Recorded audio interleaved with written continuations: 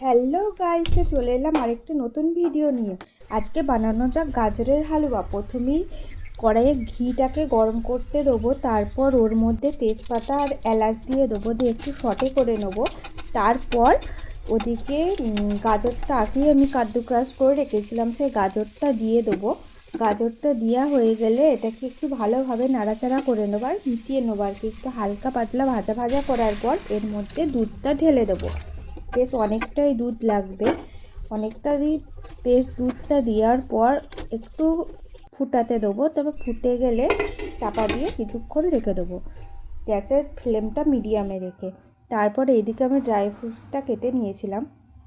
তারপর গ্যাসটা খুলে দেখছি দুধটা অনেকটাই রিডিউস হয়ে গেছে। তারপর আরেকটু নাড়াচাড়া করে এর মধ্যে দিয়ে দেবো চিনি। চিনিটা দেওয়ার পর জল ছাড়বে, তো আরেকটুখানি সময় লাগবে হতে। চিনিটা দিয়ে ভালোভাবে নাড়াচাড়া করে আরেক কিছুক্ষণ রেখেছিলাম চাপা দিয়ে। তারপর এই দিকে দেখছি চিনিটা ভালো মতনই হয়ে গেছে, গলে গেছে। তারপরে লাস্টে একটু গুঁড়ো দুধ দিয়ে দিলাম টেস্টটা ভালো আসার জন্য। অনেকে খোয়া ক্ষীরও দেয়, আমার কাছে ছিল না তাই গুঁড়ো দুধ দিলাম। লাস্টে ড্রাই ফ্রুটসগুলো দিয়ে দিলাম। তারপর ভালোভাবে নাড়াচাড়া করে সার্ভ করলাম গরম গরম গাজরের হালুয়া। Thank you for watching. এরকম আরও নতুন নতুন রান্নার ভিডিও দেখার জন্য চ্যানেলটি সাবস্ক্রাইব করে দিবা।